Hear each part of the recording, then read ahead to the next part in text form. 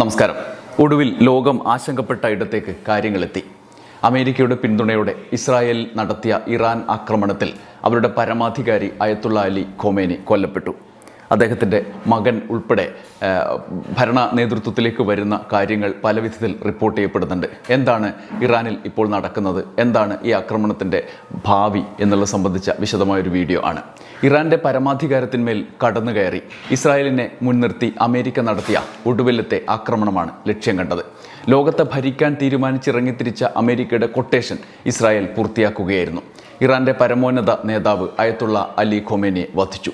അന്താരാഷ്ട്ര നീതി സംഹിതകൾ കാറ്റിൽ പറത്തിക്കൊണ്ട് ഒരു രാജ്യത്തിൻ്റെ പരമാധികാരിയെ അങ്ങോട്ട് കടന്നു കയറി വധിക്കുക, ആരാലും ചോദ്യം ചെയ്യപ്പെടാത്ത ലോകത്തിൻ്റെ നീതിക്രമത്തിൽ തങ്ങളുടെ അധികാരം പ്രയോഗിക്കുക, അസാധാരണവും ക്രൂരവുമായ കാര്യങ്ങൾ ലോകത്ത് നടക്കുകയാണ്. എക്കാലത്തെയും പോലെ അമേരിക്കയുടെ നേതൃത്വത്തിൽ നടക്കുകയാണ് ഈ കാര്യങ്ങളും. ഈ സാഹചര്യത്തിൽ ലോകമാകെ സ്തംഭിച്ചു നിൽക്കുന്ന കാഴ്ചയാണ് ഇസ്രായേൽ ലോകത്ത് പരത്തിക്കൊണ്ടിരുന്ന യുദ്ധവെറിയുടെ ഒടുവിലത്തെ അധ്യായം. ട്രംപിൻ്റെ അധികാരഭ്രാന്തിൻ്റെ യുദ്ധവെറിയുടെ അവസാനത്തെ അടയാളം. ഇസ്രായേൽ US സംയുക്ത ആക്രമണത്തിൽ ഇറാൻ്റെ പരമോന്നത നേതാവ് അയത്തുള്ള അലി ഖൊമേനി കൊല്ലപ്പെട്ടു എന്ന് സ്ഥിരീകരിച്ച ഇറാൻ മാധ്യമങ്ങൾ തങ്ങളെ ആക്രമിച്ചവരോട് തിരിച്ചടിക്കാൻ അവകാശമുണ്ട് എന്ന് പ്രഖ്യാപിച്ച് അമേരിക്കൻ സൈനിക കേന്ദ്രങ്ങളെ ഇറാൻ തിരിച്ചടിക്കുകയാണ് എന്നുള്ള വിശദാംശങ്ങളും പുറത്തുവിടുകയാണ്. ഇറാനെ സംബന്ധിച്ച് അവരുടെ രാജ്യത്തിൻ്റെ അധിപനെയാണ് മറ്റൊരു രാജ്യം കടന്നു കയറി ആക്രമിച്ച് കൊലപ്പെടുത്തിയത്. ഇറാൻ ഔദ്യോഗിക ദുഃഖാചരണം തന്നെ പ്രഖ്യാപിച്ചു കഴിഞ്ഞു. ഇറാൻ ജനതയെ ഒരുമയോടെ നിലനിർത്തിയ ഖൊമേനിയെ വധിച്ചതിലൂടെ ഇറാനിൽ അരാജകത്വം വരുത്തുക എന്ന ലക്ഷ്യം അവർക്ക് അമേരിക്കയ്ക്ക് നേടാനാകുമോ എന്നതാണ് ട്രംപും നെതന്യാഹുവും നിരീക്ഷിക്കുന്നത്. അതുവഴി അവിടെ ഒരു പാവ ഭരണകൂടത്തെ നിയമിക്കുകയും തങ്ങളുടെ കോളനി പോലെ നടത്തിക്കൊണ്ടുപോകാനുള്ള അവസരം ഉണ്ടാക്കുകയും ചെയ്യുക എന്നതാണ് അമേരിക്ക ലക്ഷ്യമിടുന്നത്. ഒടുവിലത്തെ മാധ്യമ റിപ്പോർട്ടുകൾ പ്രകാരം ഖമനേയും മകളും പേരക്കുട്ടിയും വ്യോമാക്രമണത്തിൽ കൊല്ലപ്പെട്ടതായി ഫാർസ്, തൻസീം എന്നീ ഇറാൻ വാർത്താ ഏജൻസികളാണ് സ്ഥിരീകരിച്ചത്. ഇറാൻ ഔദ്യോഗിക മാധ്യമങ്ങളെ ഉദ്ധരിച്ച് വാർത്താ ഏജൻസിയായ റോയിട്ടേഴ്സും ഇക്കാര്യം റിപ്പോർട്ട് ചെയ്യുന്നുണ്ട്. ഖമനേയിയുടെ മരുമകളും ഈ ആക്രമണത്തിൽ കൊല്ലപ്പെട്ടതായി ഇറാൻ മാധ്യമങ്ങൾ വിശദീകരിക്കുന്നു. അൽ ജസീറയും വിശദമായ റിപ്പോർട്ടുകൾ സംപ്രേഷണം ചെയ്തു തുടങ്ങിയിരുന്നു. ഖമനേയി കൊല്ലപ്പെട്ടതായി ഇസ്രായേലും അമേരിക്കയും ആദ്യ ആക്രമണത്തിന് ശേഷം അവകാശപ്പെട്ടിരുന്നു. ചരിത്രത്തിലെ ഏറ്റവും ക്രൂരനായ വ്യക്തികളിൽ ഒരാളായ ഖൊമേനിയെ വധിച്ചതായി, ഇത് ഇറാനിലെ ജനങ്ങൾക്ക് നിയന്ത്രണം തിരിച്ചുപിടിക്കാനുള്ള വലിയ അവസരമായി ട്രംപ് ട്രൂത്ത് സോഷ്യലിൽ കുറിക്കുകയും ചെയ്തു. ഇസ്രായേൽ പ്രധാനമന്ത്രി ബെഞ്ചമിൻ നെതന്യാഹുവും ഇതേ നിലയിലാണ് പ്രതികരിച്ചത്. ഖമനേയി ഇനി ഇല്ല എന്ന് സൂചിപ്പിക്കുന്ന നിരവധി ലക്ഷണങ്ങളുണ്ട് എന്ന് പറഞ്ഞ അദ്ദേഹം ഖമനേയിയുടെ കൊട്ടാരം തകർക്കപ്പെട്ടതായും വെളിപ്പെടുത്തി. ഇറാൻ ആദ്യം ഖമനേയി വധിക്കപ്പെട്ടത് ഔദ്യോഗികമായി സ്ഥിരീകരിച്ചിരുന്നില്ല. ആക്രമണം തുടങ്ങി 2ാം ദിവസമാണ് സ്ഥിരീകരണം വരുന്നത്. ഖമനേയി ശനിയാഴ്ച പുലർച്ചെ ഓഫീസിൽ ഔദ്യോഗിക ചുമതലകൾ നിർവഹിക്കുന്നതിനിടെയാണ് കൊല്ലപ്പെട്ടത് എന്ന് ഫാർസ് വാർത്താ ഏജൻസി റിപ്പോർട്ട് ചെയ്തു. ഇറാനിൽ 40 ദിവസത്തെ ഔദ്യോഗിക ദുഃഖാചരണവും 7 ദിവസത്തെ പൊതു അവധിയും പ്രഖ്യാപിച്ചിട്ടുണ്ട്. പക്ഷേ കൊലപാതകവുമായി ബന്ധപ്പെട്ട കൂടുതൽ വിവരങ്ങൾ ഇറാൻ സർക്കാർ ഇതുവരെ പുറത്തുവിട്ടിട്ടില്ല. ഇനി ഇറാൻ്റെ ഭരണകൂടം എങ്ങനെ പ്രവർത്തിക്കുന്നു എന്നതാണ് അടുത്ത ചോദ്യം. ഇറാനിൽ നിന്ന് പുറത്താക്കപ്പെട്ട് അമേരിക്കയുടെ നിയന്ത്രണത്തിൽ കഴിയുന്ന റസ പഹ്ലവിയുടെ നേതൃത്വത്തിലുള്ള പാവ സർക്കാരാണ് അമേരിക്കയുടെയും ഇസ്രായേലിൻ്റെയും സ്വപ്നം. എന്നാൽ ആ തീരുമാനം നടപ്പാക്കാൻ ഏറെ കടമ്പകൾ കടക്കേണ്ടി വരും. പരമോന്നത നേതാവ് കൊല്ലപ്പെട്ടെങ്കിലും ഇറാൻ സമ്പൂർണ്ണമായി കീഴടങ്ങിയിട്ടില്ല. ഇറാൻ ജനത നേരത്തെയുള്ള എതിർപ്പുകളെപ്പോലും മറികടന്ന് തങ്ങളുടെ രാജ്യത്തിൻ്റെ ഭരണാധികാരി കൊല്ലപ്പെട്ടതിൽ എങ്ങനെ പ്രതികരിക്കും എന്നതും വ്യക്തമല്ല. ഇതേസമയം ഖമനേയിയുടെ വധത്തോടെ അധികാരം കൈമാറാനുള്ള നടപടിക്രമത്തിലേക്ക് ഇറാൻ കടക്കുകയാണ് എന്ന വിവരങ്ങളുമുണ്ട്. ഇറാൻ ഭരണഘടന പ്രകാരമുള്ള നടപടിക്രമങ്ങളുണ്ട്. ഇറാനിയൻ പ്രസിഡന്റ്, ജുഡീഷ്യറി തലവൻ, ഗാർഡിയൻ കൗൺസിലിൽ നിന്നുള്ള ഒരു പുരോഹിതൻ എന്നീ 3 പേരടങ്ങുന്ന സമിതി രാജ്യത്തിൻ്റെ നിയന്ത്രണം ഏറ്റെടുക്കും. ഇതാണ് ഇപ്പോൾ അവിടെയുള്ള ഭരണ സംവിധാനം. ഖമനേയി കൊല്ലപ്പെട്ടതിന് ശേഷം സ്വാഭാവികമായി അതിലേക്ക് രാജ്യമെത്തി.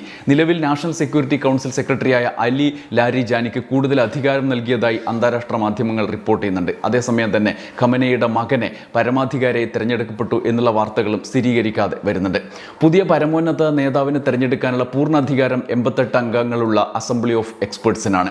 ജനങ്ങളാൽ തിരഞ്ഞെടുക്കപ്പെട്ട മതപണ്ഡിതരാണ് ഈ സമിതിയിലുള്ളത്. നേതാവ് അന്തരിച്ചാൽ ഇവർ അടിയന്തരമായി യോഗം ചേർന്ന് നടപടികളിലേക്ക് കടക്കുമെന്നാണ് രീതി. അവർ യോഗം ചേർന്ന് ഭൂരിപക്ഷ പിന്തുണയുള്ളയാളെ പരമോന്നത നേതാവായി തിരഞ്ഞെടുക്കും.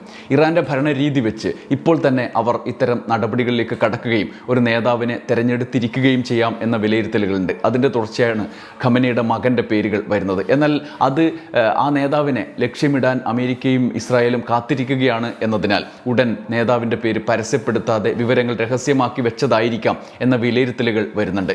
ഇതേസമയം അമേരിക്കയുടെയും ഇസ്രായേലിൻ്റെയും അടുത്ത ലക്ഷ്യം എന്ത് എന്നത് പ്രധാനമാണ്. ഇപ്പോൾ തന്നെ തിരിച്ചടി ഇറാൻ ആരംഭിച്ചതോടെ ഗൾഫ് മേഖലയാകെ ഭീതിയിലാണ്.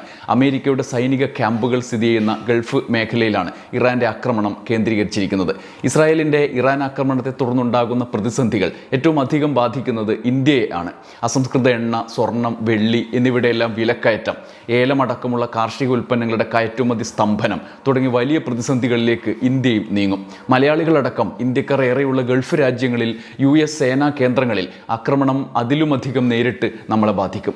സംഘർഷം രൂക്ഷമായതോടെ ഹോർമുസ് കടലിടുക്ക് ഇറാൻ അടച്ചതായും റിപ്പോർട്ടുകൾ വരുന്നുണ്ട്. ഗൾഫിനെ അറബിക്കടലുമായി ബന്ധിപ്പിക്കുന്ന ഹോർമുസ് കടലിടുക്ക് ഏഷ്യൻ, യൂറോപ്യൻ രാജ്യങ്ങളെ ഗുരുതരമായി ബാധിക്കുന്ന ഒരു മേഖലയാണ്. ലോകത്തിലെ എണ്ണ പ്രകൃതിവാതക നീക്കത്തിൻ്റെ 30% ഇതുവഴിയാണ്. പ്രതിദിനം 55 ലക്ഷം ബാരൽ എണ്ണയാണ് ഇന്ത്യ ഉപയോഗിക്കുന്നത്. ഇതിൽ പകുതിയിലധികം ഹോർമുസ് കടലിടുക്ക് വഴിയാണ് വരുന്നത്. നിലവിൽ സാഹചര്യം തുടർന്നാൽ ഇരട്ടിയോളം വിലക്കയറ്റത്തിന് നമ്മുടെ രാജ്യത്ത് എണ്ണ വിലക്കയറ്റത്തിന് സാധ്യതയുണ്ട് എന്നാണ് വിലയിരുത്തൽ. ഇറാനിലെ ചാബഹാം തുറമുഖം ഉൾപ്പെടെ ഇന്ത്യ നടത്തിയ നിക്ഷേപങ്ങളും പ്രതിസന്ധിയിലാകും. ഈ യുദ്ധം ഇറാനും തിരിച്ചടി നേരിട്ട് ബാധിക്കുന്ന ഗൾഫ് രാജ്യങ്ങളും കഴിഞ്ഞാൽ മൂന്നാമത് മറ്റൊരു തരത്തിൽ ഏറ്റവും അധികം ബാധിക്കുക ഇന്ത്യയാണ് എന്ന് നമുക്ക് ഈ സാഹചര്യങ്ങളിലൂടെ വ്യക്തമാക്കാൻ കഴിയും. ഇതിനോട് ചേർത്ത് വായിക്കേണ്ടതാണ് മലയാളികളുടെ ദുരിതം. UAE-യിലെയും അബുദാബിയിലെയും ഖത്തറിലെയും അടക്കം ഗൾഫ് രാജ്യങ്ങളിലെ US സൈനിക താവളങ്ങളാണ് ഇറാൻ തിരിച്ച് ലക്ഷ്യമിടുന്നത്. അവിടങ്ങളിൽ ഏറ്റവും കൂടുതൽ മലയാളികളാണ് എന്നതാണ് നമ്മളെ സംബന്ധിച്ച് വലിയ ആശങ്ക. അബുദാബിയിൽ ഒരു ജനവാസ മേഖലയിൽ മിസൈൽ ആക്രമണത്തിൽ ഒരു ഏഷ്യൻ വംശജൻ ഉൾപ്പെടെ കൊല്ലപ്പെട്ട വാർത്തയും ഈ ഘട്ടത്തിൽ വരികയാണ്. ബഹ്റൈനിലും അബുദാബിയിലും ഇന്ന് സ്ഫോടനങ്ങളുണ്ടായി എന്ന വിവരങ്ങളുണ്ട്. അമേരിക്കയിലെയും ഇസ്രായേലിൻ്റെയും വലിയ ധൈര്യം, അവരുടെ ഭരണകൂടത്തിൻ്റെ ധൈര്യം ഇതാണ്. പല രാജ്യങ്ങളിലെ സൈനിക താവളങ്ങളുടെ പിന്തുണയോടെയാണ് ഇറാനിലേക്ക് ഈ ആക്രമണങ്ങൾ അമേരിക്ക, ഇസ്രായേൽ നടത്തുന്നത്. എന്നാൽ തിരിച്ചാക്രമിക്കുമ്പോൾ അത് ബാധിക്കുന്നത് അമേരിക്കയിലെയും ഇസ്രായേലിലെയും ജനതയല്ല, അതത് രാജ്യത്ത് അവർ സ്ഥാപിച്ച ആ സൈനിക താവളങ്ങളെയാണ്. അപ്പോൾ അത് ഇപ്പോൾ ഖത്തറിലാണെങ്കിൽ ഖത്തറിലെ ജനതയാണ് ബാധിക്കുക. അവിടുത്തെ ആളുകൾ കൊല്ലപ്പെട്ടാൽ ട്രംപിനും നെതന്യാഹുവിനും എന്ത് പ്രശ്നം? ദുബായ്, അബുദാബി വിമാനത്താവളങ്ങൾക്ക് നേരെയും ആക്രമണങ്ങൾ ഉണ്ടായി എന്നാണ് ഒടുവിലത്തെ റിപ്പോർട്ടുകൾ. രാജ്യത്തിൻ്റെ പരമാധികാരത്തിന്മേലുള്ള കടന്നുകയറ്റത്തെ ശക്തമായ ഭാഷയിൽ അപലപിച്ച UAE ജനങ്ങളെ സംരക്ഷിക്കാൻ ഏത് തിരിച്ചടിക്കും ശ്രമിക്കുമെന്നും പ്രഖ്യാപിച്ചു. ഇതേസമയം പരിഭ്രാന്തരാകേണ്ട സാഹചര്യമില്ല എന്നും അവർ വിശദീകരിച്ചു. എന്നാൽ പ്രധാന വിമാന കമ്പനികളെല്ലാം ഗൾഫ് മേഖലയിലെ വിമാനങ്ങൾക്ക് നിയന്ത്രണം ഏർപ്പെടുത്തിയിട്ടുണ്ട്. ചുരുക്കത്തിൽ ഇന്ത്യക്കാരാകെ ആശങ്കയിലാണ് എന്നുള്ളതാണ് ഇവിടെ നിന്ന് അപ്രതീക്ഷിതമായി നമ്മളെ സംബന്ധിച്ചുള്ള പ്രധാന കാര്യം. ഈ ഘട്ടത്തിലാണ് മോദിയുടെ കഴിഞ്ഞ ദിവസത്തെ ഇസ്രായേൽ സന്ദർശനം നമ്മൾ ഓർക്കേണ്ടത്. 2 ദിവസം മുമ്പാണ് പ്രധാനമന്ത്രി നരേന്ദ്രമോദി ബെഞ്ചമിൻ നെതന്യാഹുവിനെ സന്ദർശിച്ച് ഇരു രാജ്യങ്ങളുടെയും സൗഹൃദ ബന്ധങ്ങളെക്കുറിച്ച് വാചാലനായത്. ആ കൂടിക്കാഴ്ചയ്ക്ക് ശേഷം നരേന്ദ്രമോദി പറഞ്ഞത് ഇങ്ങനെയാണ്: പശ്ചിമേഷ്യയിലെ സമാധാനവും സ്ഥിരതയും ഇന്ത്യയുടെ സുരക്ഷാ താൽപ്പര്യങ്ങളുമായി നേരിട്ട് ബന്ധപ്പെട്ടിരിക്കുന്നു. അതിനാൽ ചർച്ചകളിലൂടെയും മറ്റുമുള്ള സമാധാനപരമായ പ്രശ്നപരിഹാരത്തെ തുടക്കം മുതൽ പിന്തുണച്ചിട്ടുണ്ട്. നെതന്യാഹുവിനും തൻ്റെ ഉദ്ദേശശുദ്ധിയെയും കുറിച്ച് നരേന്ദ്രമോദി ആ ഘട്ടത്തിൽ വാചാലനാവുകയും ചെയ്തു. എന്നാൽ നടന്നത് എന്താണ്? മോദിയുടെ വാക്കിനൊരു വിലയും കൊടുത്തില്ല നെതന്യാഹു. ഈ സമാധാന ആഹ്വാനം വെറും കെട്ടുകാഴ്ചയായിരുന്നുവെന്നും നെതന്യാഹുവും ഇസ്രായേലും ഇന്ത്യൻ പ്രധാനമന്ത്രിക്ക് എന്ത് വിലയാണ് കൊടുത്തത് എന്നും തൊട്ടടുത്ത ദിവസം നടത്തിയ ഈ യുദ്ധ നീക്കം മാത്രം നോക്കിയാൽ മതിയാകും. ഇസ്രായേലിനും അമേരിക്കയ്ക്കും സ്വന്തം താല്പര്യത്തിനപ്പുറത്തേക്ക് ഒരു വിശാല കാഴ്ചപ്പാടുമില്ല എന്ന് വ്യക്തമാക്കുന്നതാണ് ഇറാനെതിരായി നടത്തിയ ഈ ആക്രമണം. ഇറാനുമായി അതിന് തൊട്ടു മുമ്പ് നടന്ന 2 വട്ട ജനീവ ചർച്ചയും ഇതോടൊപ്പം ചേർത്ത് വായിക്കണം. ഇറാൻ ആണവായുധം നിർമ്മിക്കുന്നില്ല എന്നും സമ്പുഷ്ടീകരണം മറ്റ് ആവശ്യങ്ങൾക്ക് മാത്രമാണ് എന്നും കരാറിലേക്ക് എത്താൻ തയ്യാറാണ് എന്നും 2ാം വട്ട ചർച്ചയ്ക്കിടെ ഇറാൻ മന്ത്രി അബ്ബാസ് അരാഗ്ചി തന്നെ പ്രഖ്യാപിച്ചതാണ്. ചർച്ചകൾ ആ വഴിക്ക് തുടരുകയും ചെയ്തതാണ്. എന്നാൽ ഇറാൻ്റെ പരമാധികാരത്തിന്മേൽ കടന്നു കയറാൻ അനുവദിക്കില്ല എന്ന നിലപാടിൽ അവർ ഉറച്ചു നിന്നു. എന്നിട്ടും ഇപ്പോൾ ആക്രമണം നടത്തി അമേരിക്കയും ഇസ്രായേലും. ഇറാൻ ആക്രമിക്കുക, അവിടുത്തെ ഭരണമാറ്റം കൊണ്ടുവന്ന് പാവ സർക്കാരിനെ നിയമിക്കുക എന്നത് മാത്രമായിരുന്നു ലക്ഷ്യമെന്നും ആണവായുധം എന്ന വാദം കേവലം ഒരു പൊറാട്ട് നാടകം മാത്രമായിരുന്നുവെന്നും വ്യക്തമാക്കുന്നതാണ് ഇപ്പോഴത്തെ ആക്രമണം. ആണവായുധത്തിനായുള്ള നടപടികൾ രാജ്യത്തില്ല എന്ന് ഐക്യരാഷ്ട്രസഭയിലടക്കം ഇറാൻ ആവർത്തിച്ചു കൊണ്ടിരുന്നതുമാണ്. മാത്രമല്ല, നേരത്തെ US ബോംബർ വിമാനം ആണവ കേന്ദ്രങ്ങൾ ആക്രമിക്കുന്നു എന്ന് പറഞ്ഞ് ഇറാനിൽ നടത്തിയ ആക്രമണം പാളിപ്പോയത് നമ്മൾ ഓർക്കണം. ഈ സാഹചര്യത്തിലാണ് ഇറാൻ ആക്രമണത്തിലെ അനീതി കൂടുതൽ വ്യക്തമാകുന്നത്.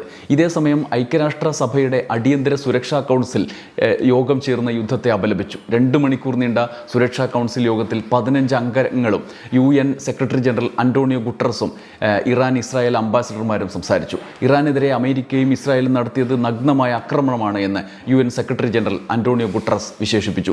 ഇത് ഐക്യരാഷ്ട്ര സംഘടനയുടെ ചട്ടങ്ങളുടെ ലംഘനമാണ്. ഇറാന്റെ ഭാഗത്തു നിന്നുണ്ടായ തിരിച്ചടികളും അപലപിക്കപ്പെടേണ്ടതാണ്. ഈ സംഘർഷം നിയന്ത്രണാതീതമായി പടരുകയാണ്.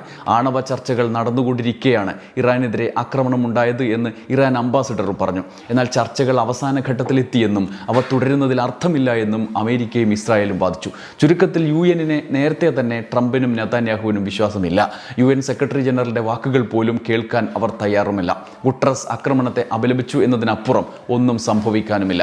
ഗാസയിലേതുപോലെ തന്നെ ആണവായുധം എന്ന പേര് ലോകത്തിന് മുന്നിൽ പ്രയോഗിക്കാനുള്ള ആരോപണം മാത്രമാണ് അമേരിക്കയ്ക്ക്. പണ്ടൊരിക്കൽ ആണവായുധമുണ്ട് എന്ന് പറഞ്ഞ് ഇറാഖ് ആക്രമിക്കുകയും ഭരണാധികാരി സദ്ദാം ഹുസൈനെ വധിക്കുകയും ചെയ്തിട്ടും ആണവായുധത്തിൻ്റെ തരി പോലും കണ്ടെത്താൻ കഴിയാതെ ലോകത്തിന് മുന്നിൽ കൈമലർത്തിയ ഭരണകൂടമാണ് അമേരിക്കയുടേത്. ഇപ്രാവശ്യം ഇസ്രായേലിന് കൊട്ടേഷൻ ഏൽപ്പിച്ച് ആണ് ട്രംപ് എല്ലാം ചെയ്തത്. എന്നാൽ മുൻ രീതിയിൽ നിന്ന് വ്യത്യസ്തമായി ഇറാൻ്റെ പരമാധികാരിയെ നേരിട്ട് വധിച്ചുകൊണ്ടാണ് ഇത്തവണ ആരംഭിച്ചത് എന്ന് മാത്രം.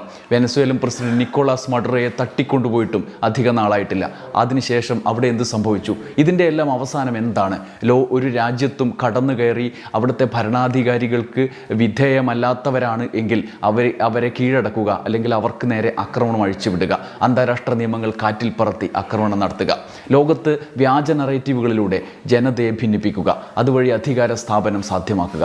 ഇനിയുള്ള നീക്കങ്ങളാണ് ലോകം ഉറ്റുനോക്കുന്നത്. ഈ യുദ്ധഭ്രാന്ത് ലോകത്തിൻ്റെ ആകെ സമാധാനം കെടുത്തുമോ എന്ന ആശങ്കയാണ് പരക്കുന്നത്. എത്രയും പെട്ടെന്ന് ഈ ആക്രമണങ്ങൾ അവസാനിക്കട്ടെ എന്ന് നമുക്ക് ആഗ്രഹിക്കാം. നന്ദി, നമസ്കാരം.